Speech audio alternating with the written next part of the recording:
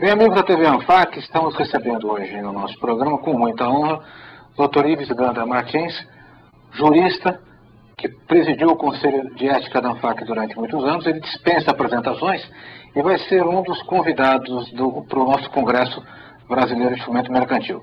A ideia é falar um pouco sobre a questão tributária brasileira, sobre a aprovação que ocorreu na Comissão de Constituição e Justiça do Senado, da lei que regulamenta o setor de factoring, enfim, bater um papo sobre tributos do Brasil. Esse é um assunto que não se esgota. Doutor Ives, muito obrigado pela sua presença no nosso programa. E eu gostaria de começar a nossa conversa abordando um tema que para o setor de factoring é super importante. Foi aprovado na Comissão de Constituição e Justiça a lei que regulamenta o setor de fomento mercantil. Falta ainda passar pela Comissão de Assuntos Econômicos do Senado, e aí, se não tiver emendas, vai ser finalmente aprovada uma lei que o setor vem procurando ter há muito tempo. Eu queria iniciar sabendo do senhor qual é a importância de ter uma lei que regulamenta o setor. Eu considero extremamente importante na medida em que, embora seja um instituto mundial, e no Brasil ele foi definido mais conceitualmente pela doutrina jurídica e por algumas decisões judiciais, o fomento mercantil ainda não tem uma regulação através de lei.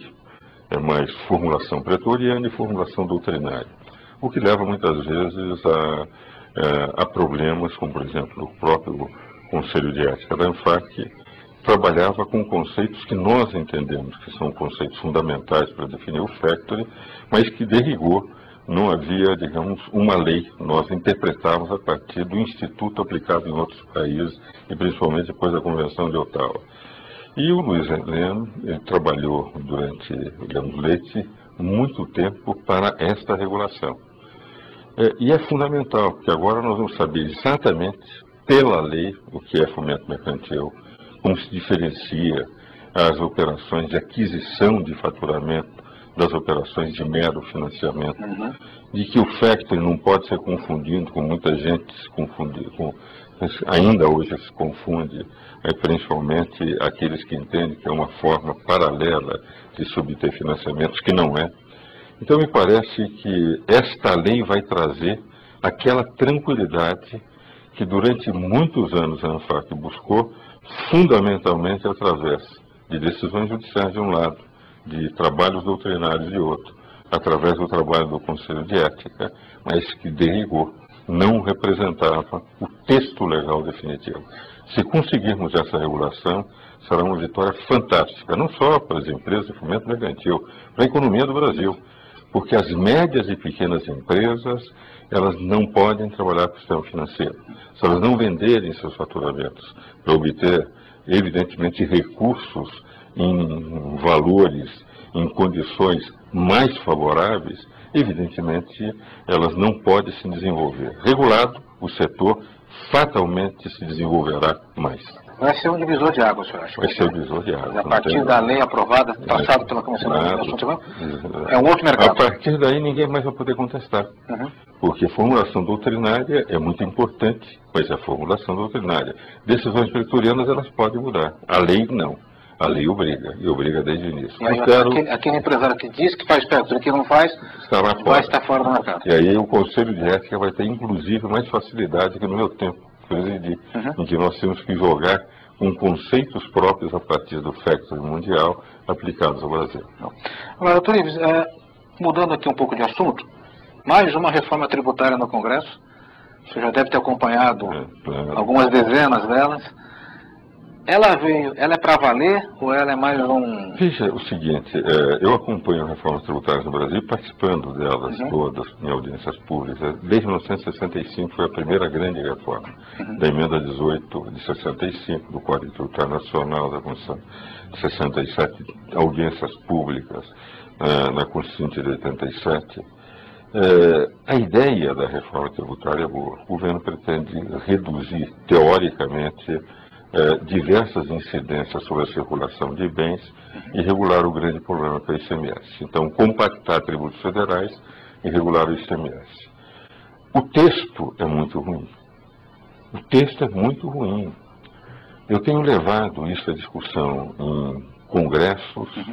Nós tanto no Conselho da Federação das Indústrias, cujo presidente é o ministro Sidney Sanches, quanto no meu Conselho de Superior de Direito da Federação do Comércio, ou o Conselho do Paulo Rabelo de Castro, ou nas reuniões que fizemos com o LID, ou nas reuniões de professores universitários, todos os que têm lido o texto consideram que o texto vai complicar a vida do empresário. E nós temos um sistema já complexo. Vamos acrescentar 14 páginas de textos legislativos mudando o conceito. Por exemplo, o ICMS vai ser regulado pelo CONFAS.